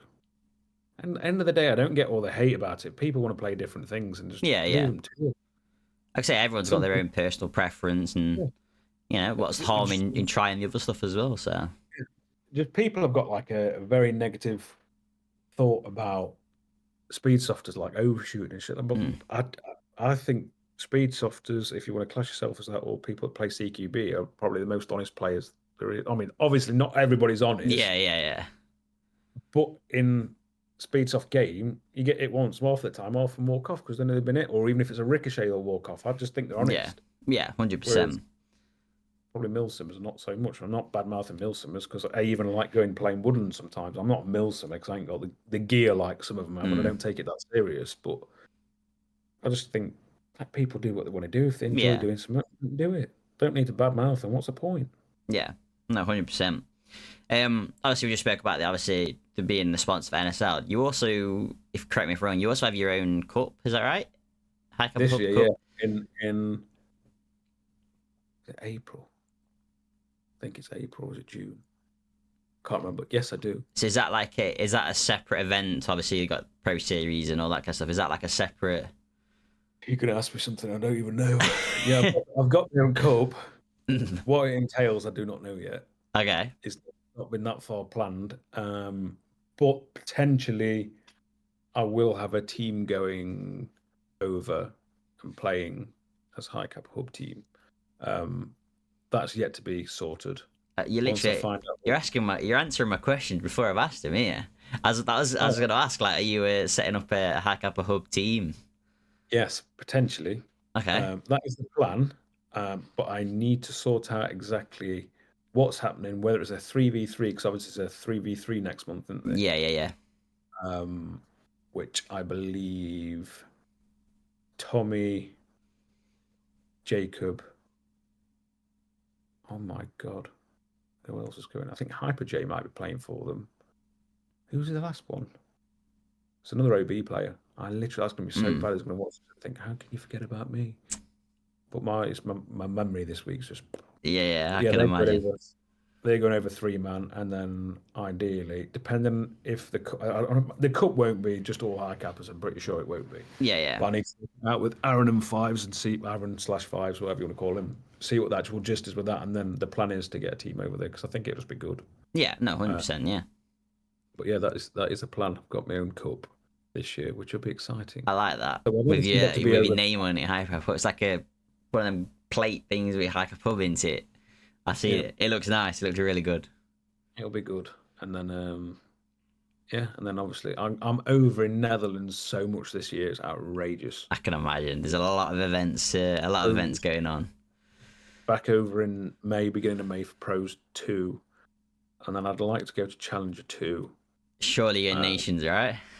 Oh, Nations as a given. Yeah, if I can't, I'll literally drop anything to go to Nations. Have you been to Nations yet? No, I was on about it with Zach. We really want to go to Nations to watch. Just come. I honestly, think... it's such a good time. It's like even just watching it is mega, but then it's like there's like a bit of an after party after, and that's good as well. And then there's always food on, and then just come. Trust me. I think we're trying to sort something out to come because I can imagine the atmosphere is going to be. Listen. If you want one bit of advice, don't think, just do. Yeah, that's funny enough. Luke Curtin said the exact same thing to me before I started this podcast. Don't think, just do. Just do. That's there's the advice. Worry about things later on. Don't think, just do, and worry about it later on. There you go. There's the advice. Business. Don't think, just that's horrendous advice. Do lots of thinking before you do, because if you do that, then you will be going back. But with stuff like this, life's too short. Just do it. The flights at the minute are like literally 30 quid, I think. 30 quid there, you talk a 60 quid back. I'm going to be renting a car, so if you need to get places, just jump in with me because I always rent a car now. We'll sort something out. Just come. I'll drop you a message. I'll book the flights. Yeah, just book the bloody flight. Even if you don't turn, it's like 60 quid, or even just jump in it. No, don't jump in a car with somebody. I couldn't be bothered sitting all the way there. I didn't think about driving over once. Bit long for me. It's a bit long for me. I'll take the plane. Just get the plane. It's honest. The plane's ridiculous. You go up to altitude and you're going back down again. It's like 50 from there. That's great. You land at the airport. Go pick up your car. I'll go straight to Real Strike. Half an hour drive from the airport. But I do think Jordan from Super Dead's coming with me at Nations as well because he wants to look at what it's all about. Yeah. Because he doesn't know really. He's obviously paintball through. Paintball. Then he doesn't get airsoft, and he's like, obviously, I've started working with him now, and he's like, I don't even know what you do, really. That's a question that you just actually reminded me of. Obviously, back when you first started, obviously, you mentioned that you was playing paintball. How did you make the decision that you wasn't gonna, obviously, you was gonna go into airsoft rather than the paintball market?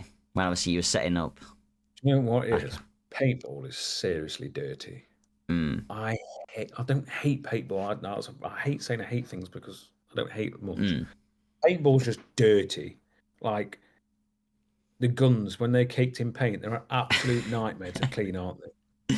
Your stuff gets covered in paint. It's like it's all oily and horrible. And it's like, and when you get whacked with a paintball, it fucking hurts. Oh, mate. It hurts. So I played round one. The first time ever picking up a marker. Round one, breakout division. Got run down by 2 people. I was walking off like, ugh. It was fucking painful, man. I mean, I've been lit up with in airsoft, but oh my god, paintball was a different story. Like it's even worse. You know when you're like when you're playing, you're expected to get it, so you're kind of like, oh, I'm gonna get it. When you're marshalling and you just stood there because we used to just marshal in these baggiest trousers and just like a polo top. Yeah. Obviously, when you used to get whacked on there, I just be like, oh, I hate it. Yeah, I just don't. I love paintball again as a sport. I think it's bloody mega. I love the competitive side of it. I really appreciate all paintballers. I don't follow it as much as I should anymore. But I get it. But it was too. The guns are dead easy to work on. Yeah. Used to be. Back in the days when I used to work on them, it used to be Titmans, like older Titmans, and they were just piece of piss to work on. Pull a pin out, bolt used to come out back, and used to shove a rod down, clean your barrel, bosh, Done. good to go again. But I know obviously times have moved on and they've got screens in the back of them and all this sort of stuff. And God knows, I wouldn't know what to do now. Yeah. But they were just dirty. It was always greasy. My hands were always covered in paint, and it was always like, you know what it's like? Yeah. The paint's oily, isn't it? Yeah. I don't know. Nice. No, and then it was only because I went with my dad, and I was like, that looks cool running around with real looking guns. And I was like, and you always bought a BB gun from Skeggy whenever you went. Oh yeah, 100%. Skeggy Market. Yeah, always the coolest thing ever. Running around with Skeggy Market with your little whatever you used to wear. Steel BB shooter. Oh no, I never had steels. I got in trouble. The little yellow .12 BBs from Skeggy. Everybody had one. It was outrageous, and you felt like you had a second dick. Yeah, like, well, literally. now with this 2-tone gun, or it's clear, thinking like, "Wow, look at me!" And then you get in trouble and they get chucked in the bin because you shoot somebody in the arse or something. On a local park with them. I never did that. I knew too good. It was just mostly in caravan when you got back to caravan after you'd been to Inglemells for a day and you shot your mum or dad with it. It was like, great, wish never bought it yet. But yeah, it's just too dirty. Yeah, nah, I get you. It's definitely very dirty. I had to clean my kit, chuck it all in the bathtub, and just hope for the best. Yeah. I mean, I wish people did clean their airsoft stuff more often. Some of the guns I get, mate, I'm like, you've never cleaned this since you've had this, have you? No. No. It doesn't work. Like, absolutely with gritty grease, and it's just like, ooh. Yeah, no, I get you. That's one thing that really bugs me. People they spend so much on airsoft guns and gear, and they don't really look after it. It's just weird. Leave it in the bag, leave it there. Yeah, I think everyone's guilty of it. I've been to go and play before, and I was like, MTW is a bit wet, and you're like, oh, it could rust. I can't be bothered. Straight in the bag. Straight in the bag. Leave it there till next game day. And then you get it out, and like all your not your thumb safeties, all your bloody fire selector and mag release all rusted, and you're like, oh no, not good. But I just, you know, when you're spending that much money on a Kappa or an M4 build now, you're talking Kappa's talking between 1,300 quid, 1,500 quid for a full set or Bosch, and then for an M4 you're talking what 50? Well, between $1,000 and $2,000, aren't you? Oh yeah, definitely. And rifles need less maintenance than I'd say a Kappa does, but yeah, I've seen some mistakes in my time. I can imagine. Yeah.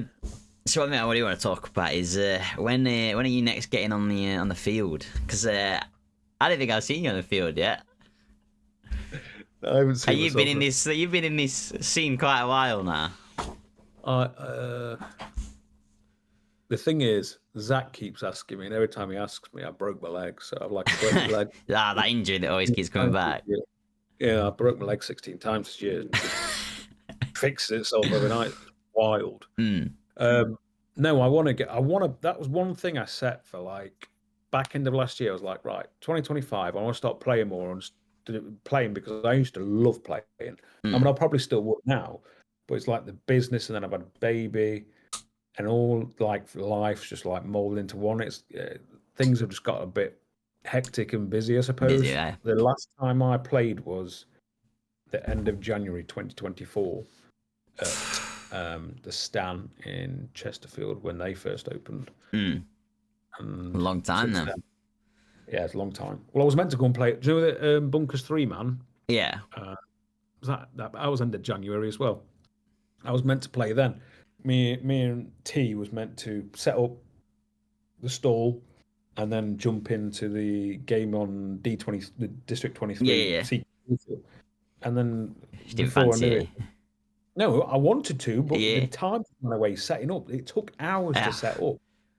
And then it was just like, it was 9 o'clock, and I was like, well, I can't jump on the field now for an hour. It's pointless. I'm Mm. knackered. I want to go to bed. Yeah. So it's going to be the same tomorrow. I'll not be able to do it tomorrow because I'm probably not going to get there till 6, 7. Jump on with training for a bit. Our session. If I can set up soon, I honestly will give it a go. I gave it a go at Speed Arena for half an hour, and I'm absolutely shit. Mm. Do you know what? But I think it's something that comes with playing. Yeah, yeah. Because I mostly went to like D1, and then I'm there shooting, but I managed to get like one person, I think, the whole time I was on for half an hour. I got smashed from off break, like I got absolutely bollocked, and I was like, right, that's me straight off. I didn't make it out to any bunkers. Mm. But it's when you're at a bunker, it's knowing where to look, and that's one thing I really struggled. Like you need to be so quick reaction wise, and know where they're going to pop up, where they could potentially be. You need to listen to your team and stuff like that. And it was just like I was so, A lot like to I work know on. how they all play and how they communicate because I watched it so much. But when I was in there, it was just like everyone else was gone. I was like tunnel vision, and I was like, I'm gonna get beamed. Yeah. Honestly, if I've got This time year. at the weekend, I'll jump on. What would be really good is if I need to find when teams got some time booked in on a training session, and I'll just say, look, I'll come join you and play for the day. That'd be really cool. Yeah, yeah. But it's just with all going away to nations or the nations, real strike all the time. I need to know like a month and a bit in advance before teams know they're going. Yeah. So that's the tricky part. It's just managing life and Balancing it. managing business. Yeah, it's become nearly impossible. Yeah. I need to go and play. I want to go and play because I've got all these nice guns and they don't see any light of day. I was going to say that was going to be something I asked. Obviously, when I spoke to you, well, when I came to visit you that time with my Kappa, I think at the time you had about 5 or 6 Kappas ranging from like $2,000 to ridiculous prices. What kind of builds have you got now? What's like your go-to? Oh, I don't know because I don't play. Well, I meant like your go-to. What's your best showpiece that you've got at the minute?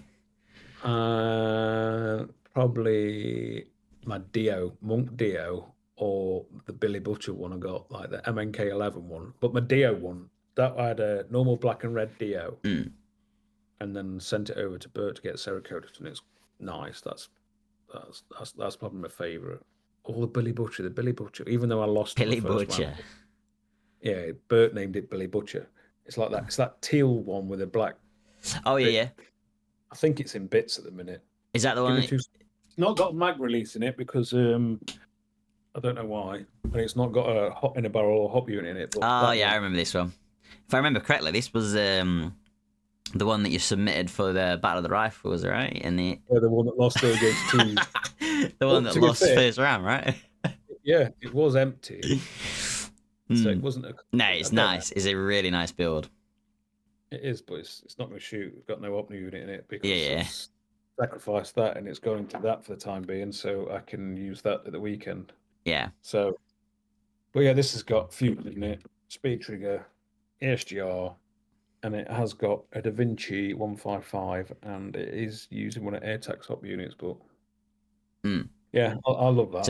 It's a really nice build. Is lovely.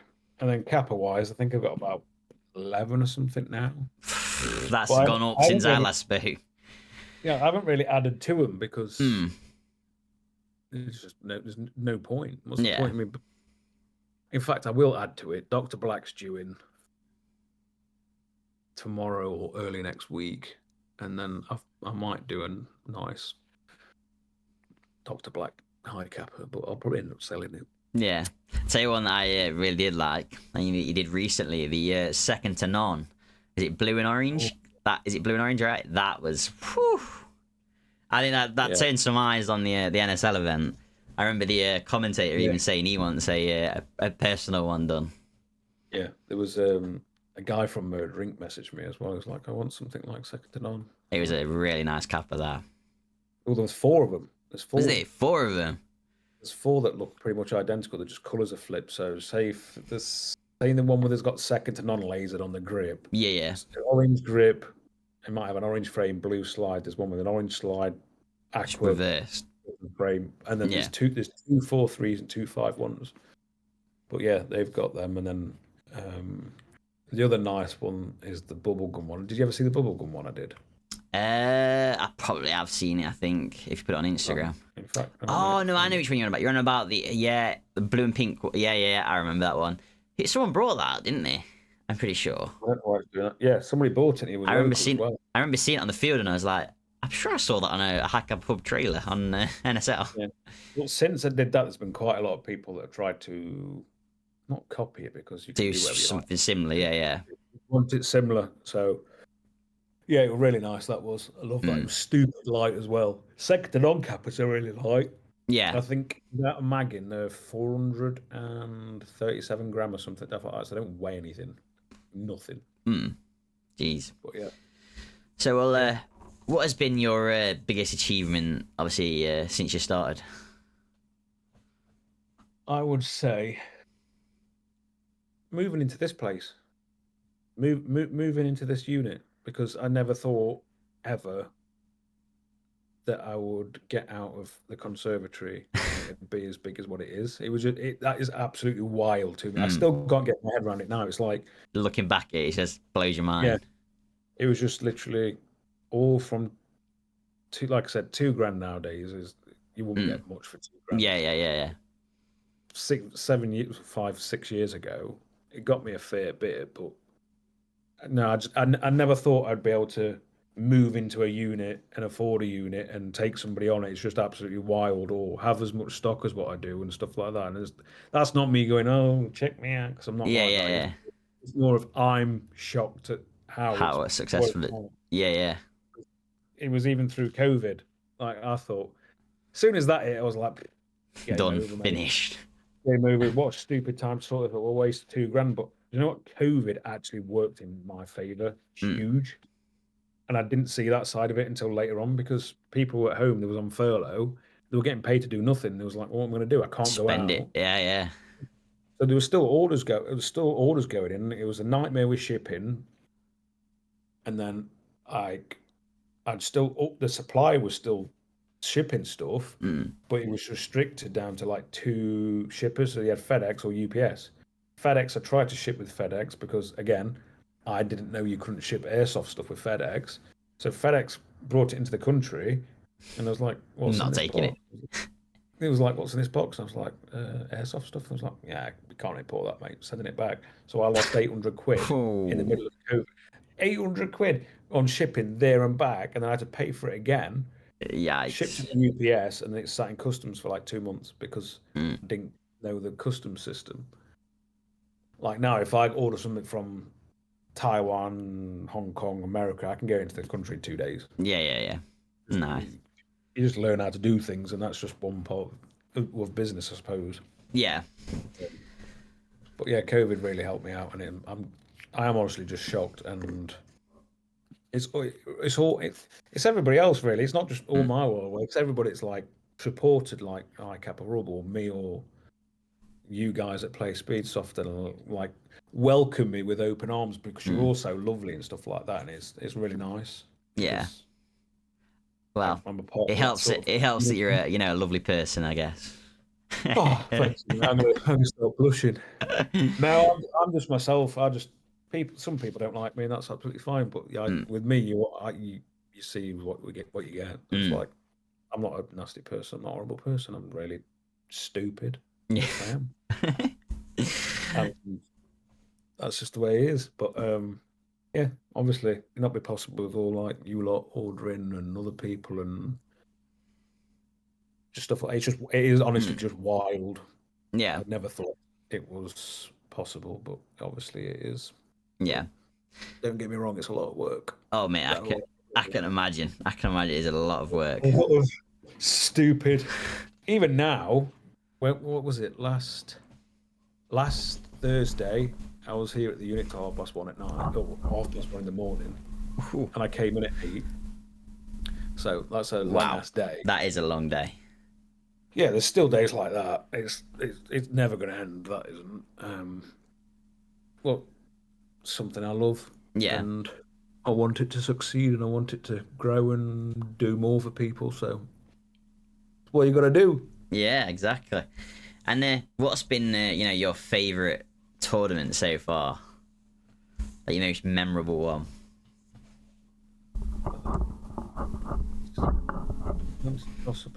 You know what? It's going to be Globals. Globals. Globals last year in Rhode Island. Was that the one in America? Was that in America? Yeah, Rhode Island. And the reason being is because I went to Nations and I absolutely loved the first Nations I went to, but I didn't stay around for long enough. Yeah. And I didn't know anybody. I was a nobody then, and that is absolutely fine. Like nobody knew who I was. And I'm not saying I want to walk around like I'm this fucking Hi-Capa Hub, because I don't really. If lesser people knew me, I'll be okay. I'm fine with that. Yeah. Because I do know people now, I can go and chat to somebody. Or like if I bump into Gray from Saviours, I'll go and have a chat with him, and he's a lovely guy. He is so nice. Or Weeby, like obviously started stocking trigger abuse triggers and stuff like that. So I'm looking forward to going and see him. Yeah. But the Globals was great because like I knew everybody from like obviously Extreme Airsoft, which is in Rhode Island. So that's ran by, and obviously Coco works there because his dad owns it, Lenny. And then there's the guys from Sac County, which is, I forgot what the site's called. That's gonna be really bad. And then Bert and just everybody. Like I love Globals, and then they had a big like party after and got a bit too merry. There's a few videos. Had a couple of bevies. Yeah, it's Bert. You get like rum puppies. It's like slush puppy with a load of rum in, and honestly, they are potent. And I had a few of them, and me and Bert got into an argument about stuff, and not a proper argument, but there's a fair few videos of me and Bert arguing over who would win in a 1v1. So that's still going to happen. I've still got to have a 1v1. Oh, so you and Bert are having a 1v1, is it? Yeah. Okay. When he stops being a wimp and actually does it. Okay, yeah. that's gonna be good. Globals was my favorite. I love America anyway. Like I absolutely adore America. But Globals was my favorite so far. I like just that. Because I didn't have to do much work. Well, I did have to do. A lot of it's like not direct work, but it's a lot like networking stuff. So talking to people, and I just love that bit. I love talking to people. That's what I really like. Yeah. Having a good old chat with people and having a good laugh and a good time, and that's what I'm all about. So, yeah, Globals. Okay. Well, that's a massive way of saying it, but Globals. Okay, we'll move on to the new segment of the podcast. So this is questions that people have asked. So I did a story, and obviously people asked away at some questions. In the questions, is there something that goes like 13 bottles of bleach, please? Sorry, I'll have a look. That's for tea. I don't think I've seen that one. There's a lot. To be fair, there's quite a few that are. There's quite a few good ones in here. Okay, this is. And there's also a lot of why is he so sexy? I don't understand this. Why am I so sexy? I don't. Well, I'm not. That was probably the most asked question. Really? Was there any female? Or was it all just male? All males, I'm afraid. Yeah. Probably guess who it would be, but we'll go through them anyway. Yeah, there's a couple of that one. Something about a big head as well. I don't know who asked that one. Me. Yeah. I was like, why has he got such a? People always say I've got a massive head, and I have got a big head, so it's like, sorry about. Right. It's a right melon. Let me think of the first. Okay. So Silent Enemy Paintball are asking, who is the most underrated player in the UK right now? Morgan Simon. Morgan Simon. I agree with Like, I that. didn't He even have to think about he it. is unreal. Unreal. I agree with that one. Morgan Simon, you've never really heard about him. But obviously, he's good because he's on Legion. Mm. But he's kind of quiet, and he's like, yeah, like I've seen him play at Bunker. And I was like, yeah, he's mega. He's very good. He's like his movement's ridiculous. And then when I went to Real Strike 2 weeks ago for Challengers, me and Bert was in what they call it, the VIP box, the bit that's got the window. Yeah. TSO were about to play, and I said, Bert, watch him. And he was like, who is it? And I was like, Morgan Simon. You probably never heard of him because you obviously don't follow much of the UKC. And I was like, watch him. Unreal. And he watched him. And he was like, oh my, hang on. Unreal. Morgan Simon is absolutely outrageous. I cannot get my head right. Like you would have watched the live stream, but he was just snapping, cashing checks. He was three of them, and then he'd been running off, and that's it. Getting hanged. I think they did the stats, didn't they? NSL, and I think Morgan was at the top for like I think it was like 2 or 3 different things, like most snatches and points and stuff like that. So I mean, yeah, unreal player Morgan. He's so humble. Morgan is such a nice guy. Like I love him. He is a great guy. Like he needs to be in the GB team. Oh, 100%. He needs to be in the GB team. If I'm not putting my 2 pence in because I don't know what's happening with it this year completely. Yeah. But if anybody wants to say, oh, just what Hi-Capa Hub want to put some input, Morgan Simon in the team. 100%. I think that'd be, if there was a vote on who you think should be in the Team GB team, I feel like Morgan would be at the top, if not close top. He's a very, very good player. Like, very. Yeah. So we got Joe, who is asking, how does he have so much aura? Aura? What sort of aura do I have? I don't know. It's an open question. Is Joe? Has he got a last name, or is it literally just Joe? Joe that plays for Speed Cartel. Well, he plays paintball more now, but he plays on Speed Cartel. Oh, aura wise, does that mean I'm just good, positive and joyful? Because, like I've just said before, I just really, really like being a part of things and chatting to people. Like I've always got time for people. I just like I never can't be arsed with people, because without the people I wouldn't be able to be in the position that I'm in and enjoy the work and the things that I do. So without you lot, I've always got time for you lot. Yeah. It's like I just love being, when I'm at Bunker, I absolutely love being at Bunker, just because I can waffle stuff to people and help people out, and I can nip out every hour or something and go and watch some gameplay, and I just love watching the gameplay. So I'm just always in my happy place whenever people see me. That's what it is. Yeah. I get home and after the event, and you'll be like, "Where's his aura gone?" I'm like, "Oh my god!" But no, I'm just a chirpy, happy guy. I think I just love life. I think it's good. Great answer. Of course, this is a good one. You got Menzies, who's asking, what is your go-to McDonald's order? Right. Oh, okay. Right. This is a great one because people are probably going to disagree with me. It must be something good. Are we on about UK McDonald's, right? Yeah, it's going to have to be UK. Okay, that's fine. When it's on the menu, big tasty with bacon. Okay. Large fries and probably either a Coke Zero or an Oasis. Not even a milkshake. No. Oh, that's too much. It's too much. That's not too much. A nice vanilla milkshake. Okay, right. Okay, I'll have most of the time I'll have Coke Zero or Oasis, but if I do have a milkshake, my fries are getting dunked in it. Are you one of them? Are you? Dips the fries in. Fries in like a vanilla milkshake. It tastes like Skegness donuts. Yeah, I can get that. Tried it, right. But it's very rare I do it because I think like milkshakes are usually too frozen, and you'll be halfway through your fries and you really want a drink and you're like, and you can't get anything out, and it really pisses me off. No, I get that. And then Big Tasty is just like the only burger I think from McDonald's that actually tastes good. Nah, I'm gonna have to disagree with that one. The Philly cheese stack. I think that one's got to be up there Okay, for me. that is not a good one. The nice cheesy like nacho sauce that they do with it. I think I've just goes had down. that.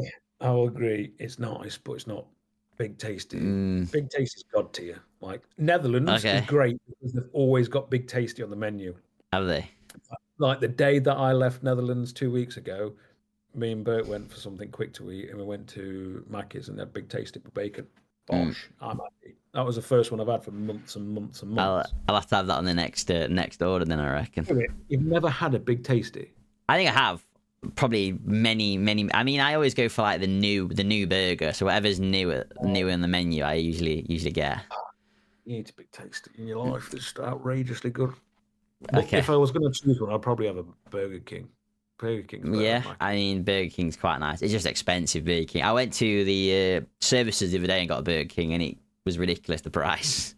Yeah, it's nearly on par with Five Guys by the time you've added your fries and your drink. Yeah. Oh mate, the bacon fries, the extra optional. We can that goes down a treat. Yeah. It goes down a treat. Next on the list, we got Comfortably Numb. That's asking, do you see a partnership with FCC in the future? So you know what? I've never even given it any thought. I don't know. It's like I'm part of NSL, and it's like I like that sort of stuff because FCC only plays as 1v1 at the minute, didn't it? So Yes, it's like, it's 1v1 at the minute, and then they've also announced that I think they're doing a 3v3 format as well. I feel like I prefer the 5-man sort of stuff because it brings more of a crowd in. Yeah, It's yeah. like, I feel like watching a 1v1, you could probably get bored sooner. I could be very wrong. I haven't watched any FCC streams, to be honest with you. Yeah. I could be very, very wrong. Which I probably should watch it just to see what it's like. But I don't think there'd be much of an atmosphere of a 1v1, and then there would be a 3v3 or even a 5v5. But if they're bringing out a 3v3 or something like that might be interesting. It's something I've never given a thought of, being completely honest with you, because I watched FCC for the first time not long ago, and I'm not gonna lie, the production and everything it was on par. I won't lie, it was a really good watch. I've seen bits of it. The only bit that I've seen was Junkie when he walked out, and there's like fireworks and stuff going off. Yeah. It was proper. It's like proper high level like production, and obviously they've got like the whole like VAR, and there's like 9 different cameras over it, some on the field. It was really good. It was a really good watch to be fair, and it was a good watch. Well, I might watch the next one then because Definitely worth giving it a little look. Yeah. Next one we've got. How are your connections with Hi-Capa parts manufacturers like Dr. Black, Edge, and LA Kappa? What's the relationship like? So Dr. Black's very good. I talk to them about not even Hi-Capa stuff or orders. Edge and Airsoft Masterpiece are technically the same company, just Guns Modify is part of the whole Edge process. And the guy that I deal with is recently, this is going to be weird, lived in Hong Kong, and I used to speak to him in Hong Kong, and all the obviously hours are different. And now he literally lives 5 minutes around the corner from me. Nice. He lives in Derby, around the state from me. So like I go around and see him sometimes. Sometimes he's a massive Liverpool fan.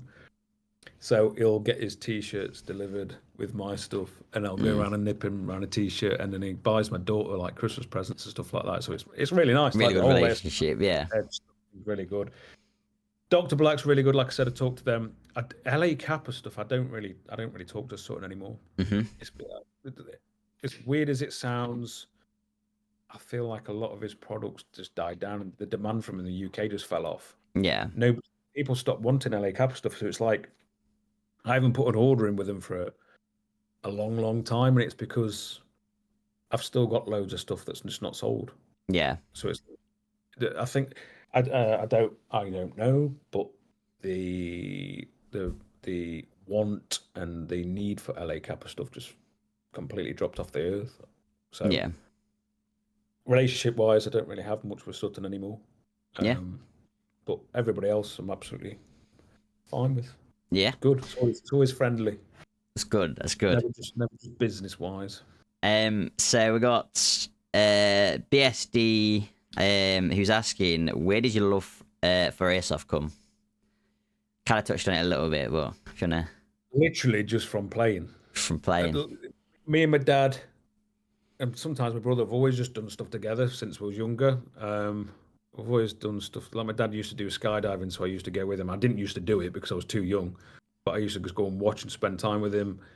And then we'd go and we'd start doing karting, like go-karting and stuff like that. And then we were shotgun shooting. We used to go and do clay pigeon shooting.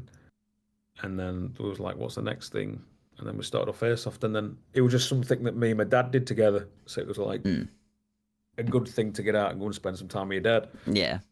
A bit manly, isn't it, as well, shooting toy guns. Yeah, in the shooting toy guns in bushes and yeah.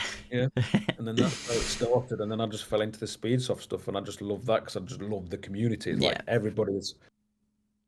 everybody falls out, and you'll get some toxic stuff between teams, but then it fades away, doesn't it? And then everyone's there for the same reason, and I just love that. I love the competitive side of things. So it's mostly just the community and the atmosphere. I just love that. And then we'll wrap up with this last one. We've got SOT Joe, who's asking, tits or arse? Tits. Tits. Oh, okay, that's a good one. Okay. I appreciate a good bum. I'm more of a boob man, me personally. There we go. Hi-Capa Hub, boob man. Yeah, boob man, that is me. Love that. Yeah. But I think that's pretty much it. We've covered the majority. I don't know if is there anything that you want to say that I haven't asked. No, other than if you'd have seen in recent news, we're now the distributor for Super Dead. So yes, keep an eye out on the page because you can pick up nice little shinies like this. That is nice. That is my newest one, but there'll be stuff coming. But yeah, it'll be.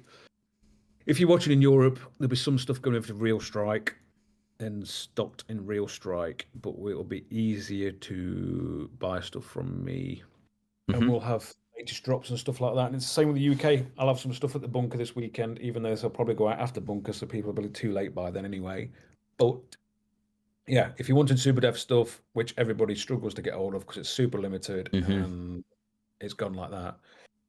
I'm your saving grace again because I just love this stuff. Oh, and I'll show you these again. These are my one of ones gifted by Super Dead himself. That mask is unreal. The colour of that is... A lot of people is very Marmite. Yeah. Like, you know, I can't remember what it's called, but Nike, the brand, they released like some shoes. I can't remember what shoes they were, but it was like proper limited. And it was in that colorway. I can't remember what they were called. But it was in that colorway, and they literally flew out, and they just ridiculous price. That's my clear ones. I like the clears. The camera's not really doing this much justice. I say I love it. It just keeps blurring it. But that's better. I've got too many of them. But that one, I don't know why. That's like one of my faves because it's nice. You'll never see it again. It's out there as well. Jordan from Super Dead gifted it me, and I was like, "Oh my gosh, thank you so much!" And it's just, I mean, you can't get behind a bunker with it because you stand out in the bunkers. You're gonna get seen, aren't you? But they're just fucking so cool. Look how cool they look. It does look good, really good. People hate duckbills, but I bloody love them. I think they're the best things ever. They're growing on me. Oh, you'll have them. Look, duckbill versus no duckbill. Duckbill looks better. Yeah. Duckbill look, but then again, I do like the rain shades as well. That's one of 5 Space Cadet ones. Get me. But yeah, there's lots coming from Super Dead this year, so a lot to look forward to. Good stuff to come. And then we'll also ask. Obviously, you're there this weekend. Well, yeah. So I mean, the episode comes out after, but what's your predictions for this weekend? Div 1, Div 2. Who do you think's taking the top spots? Do you know what? Legion. because it's just Legion. It's going to be a good one, Legion I really versus OB. OB is going to give them a run from. I say Legion, but you know what? I think this is the same for everybody. It's going to be a toss up between OB and Legion. Mm-hmm. But I want to see how much of a toss up it's going to be, because I think on a really good day, OB could probably have Legion. Mm-hmm. But then I don't know. Would Legion just be like, shit, we're losing, let's just step it up, let's go up a notch, and then they'll be like, steamroll them again. I don't know. It would be very tight between them two. But then we could. This is the thing with speedsoft I really love, because you might be really shocked one day and one team just fucking like comes all out, and they'll just wipe the floor with everybody. So it could be anybody's, but going into it, obviously everybody's going to be thinking Legion, because the amount of time they've been playing and how much they train and how they do train. But I don't know. It's going to be interesting. Yeah, it's always interesting. This is why I like it. It's like nations or challenges. It's like challenges. You'd have thought. I can't think Militars. Yeah, you could have probably bet on them winning, to be fair, because they had a lot of players from second to none and a lot of players from Terranites. Yeah, old teams. But then it's like Bushido did really well, because they're technically a new team, aren't they? Because they're just what Reason was, but then obviously they split up. Some went to Apex, some went to Bushido. And then TSR did so well. Like, but I do think they have actually stepped out of the league. I'm pretty sure. I mean, you'll have to ask Luke, but I'm pretty sure. I think cause obviously they've got a lot going on with challenges and paintball. They have. They've stepped out on the play, because they've got paintball on and they're going to focus on getting ready for Challenge 2. Yeah. Which is it's fine, because it'll be good, because obviously they know they've got a chance. Like, they played really well last weekend. So yeah, but I honestly think it's anybody's game. Yeah, this weekend, all it takes is like one person off Legion, or maybe one or two people to mess up, and you can completely alter the game. And like 100%, yeah. So my money would probably be, if I had to bet money on it, between Legion and OB. But I'd love to be shocked. I would love for some team to just come steamrolling in and be like, nah, we're having this. That'd be great. As much as I love OB and Legion, but it'd be good to just be like an underdog. Yeah, where's this come from? Yeah, this is good. No, but obviously there's PS. Oh, I'm sorry, I'm waffling on, but PSB obviously don't exist anymore. It's the Berserk team. Isn't it? Yeah, Berserk team. They might come and shock some people. Yeah, who knows? They've had a few new players on there. They've got obviously Jezzy on there. Then they've got Ollie's just moved over from Rush. Moved from Rush. And then they've got a few others that have joined. Oh no, Callum's always been a part of them, hasn't he? He was on PSB before. Yeah. A few other new ones. So. Yeah, they've got a good squad, to be fair, and they're training most weekends as well. So they're putting in the work. You never know. God knows what could happen. All it takes is just for one little cog to turn, and you're like, oh shit. Exactly. So yeah, this is part I love about it. You never know. You never know what's going to happen on the day. Everything's an absolute gamble. It's like, right. So I'm going to try and watch as much as I can this weekend, because I'm interested to see how PSB do and how the games with Legion and OB do. Yeah, it's going to be a good one for sure. For sure. Yes. But no, I appreciate you being on the podcast. Did I do well enough for you? You did good. You did good, Kyle. Really good. Great. That means a lot. I mean, to be fair, we're near enough running in at the 2-hour mark, so we've done a good. Oh, that's a long time. It's a big episode. But I'll leave you with two more questions. Who would you like to see next on the podcast? Trying to write you if you don't know already.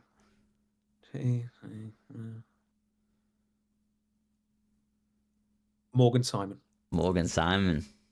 I'd like to hear his story, and I'd like to see what he thinks the rest of his time doing Speedsoft's going to involve. Because obviously, I don't know what's been said. There was something said at Challengers. I'd like to hear what he thinks about it. Yeah, Got But that. Morgan Simons, I think Morgan Simon. I think Morgan Simon, we've got to get it. We've got to get him on. Morgan Simon definitely. Hmm. Like I said, is very humble, but he's a fucking good player. Oh like, yeah. Very. He's slept on, I think, but I think a lot of people would like to hear about, especially his experience at challenges as well. Yeah. Like I say, yeah. I'd like to sit there and watch that. I think that'd be a good watch. Yeah. No, 100%, 100%. And for the last one, for the viewers, where can they find you on social media? You can find me at it's Hi-Capa Hub UK. I had to just go a quick look on social media. I'm on Instagram, Hi-Capa Hub UK. On Facebook, it's just Hi-Capa Hub. Yeah, that's literally it. On TikTok, TikTok. Gotta get the TikTok in there. You put a few videos there. I don't know how to use it, mate. I will leave all the links down below for those that are watching. So the links will be in the description as well. And also, what services do you do as well on your website? I'll build you anything you want. Build you anything you want. If you want a Kappa, just get in contact. We can build something to your spec. M4s, we're working on M4s. If you need any servicing done, like currently we've got 2 monk builds and a Kappa. They haven't been serviced, so we'll change all the O-rings on your Fusions or F2s, get them up and running, tune them, blah, blah, blah. Anything you want doing, just get in contact. But we are very busy a lot of the time, so lead times can be 2 weeks. Like at the minute, we've probably got about 8 guns in. So busy guy. Very busy, yeah. Get in contact with us either on Instagram or on the website. We've got a little live chat thing. Well, not a live chat because I'm not always on it because I'm not the computer. Little chat thing. Get in contact. We'll reach up in contact with you or drop us an email. Cool. And again, appreciate you being on. I hope you all enjoyed the episode, and we'll see you guys in the next one. Peace.